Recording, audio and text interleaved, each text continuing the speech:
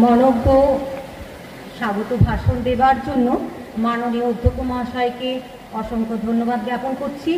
এখন প্রধান অতিথির ভাষণ প্রদান করবেন ডক্টর সুদীপ্ত রায় মহাশয়, যিনি আমাদের পরিচালন সমিতির সভাপতি।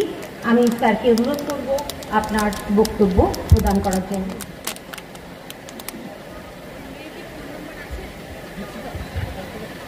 আজকের এই অনুষ্ঠানের সঞ্চালক আমাদের ম্যাডাম তনুশ্রী মণ্ডল রয়েছেন মঞ্চে উপবিষ্ট। আমাদের প্রিন্সিপাল রমেশ কর্মশয়, আমি ওনাকে জিজ্ঞেস করছিলাম আপনার বয়স কত। মাত্র 49 বছর বয়সে উনি বিধান কলেজের অধ্যক্ষ, 1940 সাল পর্যন্ত থাকবেন। তো বুঝতেই পারছেন যে আপনারা যারা প্রাক্তন যারা টিচার ছিলেন বা যারা অনেক দিন ধরে এখানে আছেন, আসা যাওয়া করেন, যে উনি আসার পরে অনেক উন্নতি হয়েছে। ধরুন আমরা তো একটা ভাবি এটা করা উচিত, কিন্তু ইমপ্লিমেন্টেশন যেটা করে সেটা হচ্ছে যে প্রিন্সিপাল এবং তার সঙ্গে যারা ফ্যাকাল্টি যারা আছেন, যারা নন টিচিং যারা স্টাফরা আছেন এবং অন্যান্য সবাই মিলে, গভর্নিং বডি সবাই মিলে এই যে আজকে যে সাফল্য, যেটা আমি সাফল্যই বলবো এই জন্যে যে একটা নতুন ইতিহাস তৈরি হয়ে গেল বিধান কলেজে।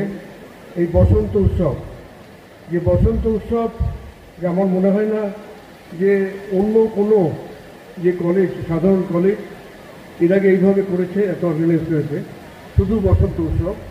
এবং যার জন্যে সবাইকে আমার আন্তরিক শুভেচ্ছা জানাচ্ছি। বিশেষত ছাত্রছাত্রীরা যে তারা নিজেরা পারফর্ম করলেন এবং গার্জিয়ানরা যারা এসছেন, যে সবাইকে আমার আন্তরিক শুভেচ্ছা জানাচ্ছি।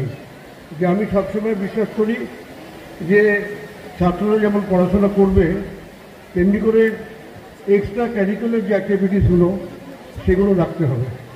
যে বাংলার যে গর্ব, যেটা যে বাঙালির যেটা গর্ব, যে বাংলার যে সংস্কৃতি, সেটাকে তুলে ধরতে হবে।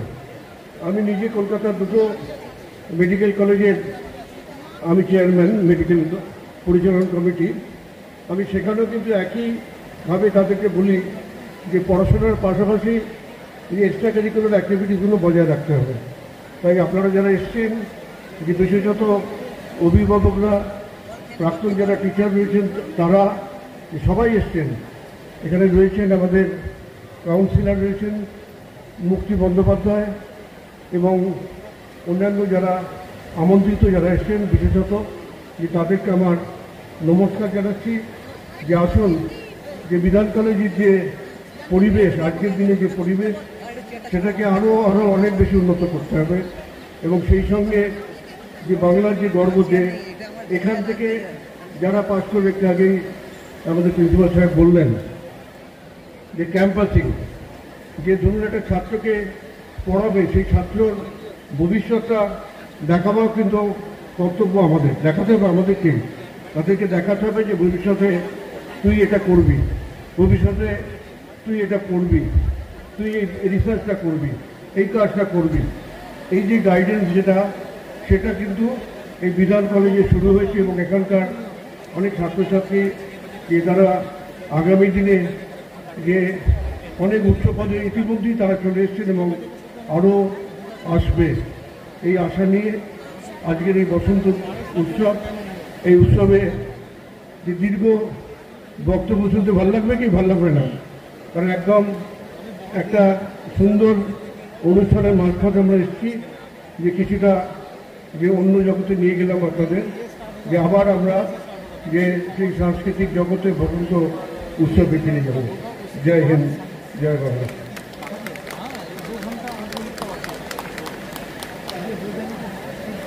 জয় হিন্দ। মাননীয় প্রেসিডেন্ট স্যার, মাননীয় অধ্যক্ষ মহাশয় এবং সকল মাননীয় পরিচালন কমিটির সদস্য, আপনারাই সকলে আমাদের অনুপ্রেরণার উৎস এবং আপনাদের অনুপ্রেরণাতেই বিধানচন্দ্র কলেজ আজ এগিয়ে চলেছে পূর্ণতার পথে।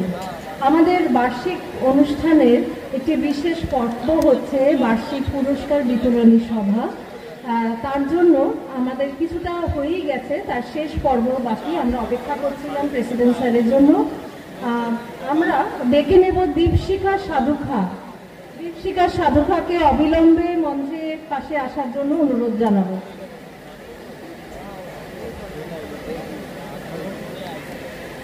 দীপশিখা সাধুখা, কম্পিউটার সায়েন্স ডিপার্টমেন্ট, তোমাকে অবিলম্বে আসার জন্য অনুরোধ জানানো হচ্ছে। চতুর্ভুজ বর্মা মেমোরিয়াল প্রাইজ, এই প্রাইজটি দিয়েছেন মিস্টার দীনেশ কুমার বর্মা তার বাবা স্মৃতিতে। এই প্রাইজ দেওয়া হচ্ছে দীপশিখা সাধুখাকে highest marks in honors among all female students in the year 2023. 2023 শিক্ষাবর্ষের 23-24 শিক্ষাবর্ষের সকল ছাত্রীদের মধ্যে হাইয়েস্ট নম্বর পাওয়ার জন্য দীপশিখা সাধুখাকে বরণ করে নেওয়া হচ্ছে। তাকে পুরস্কার তুলে দিচ্ছেন মাননীয় প্রেসিডেন্ট স্যার। এই পুরস্কার Chaturbhuj Varma memorial prize donated by Mr. Dinesh Kumar Verma in memory of his father.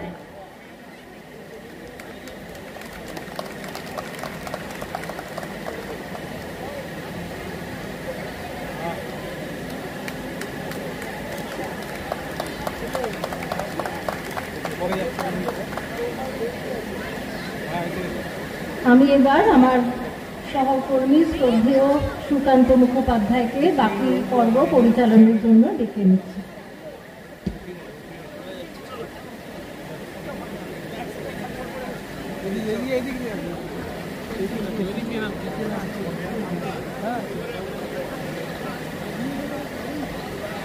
Hello.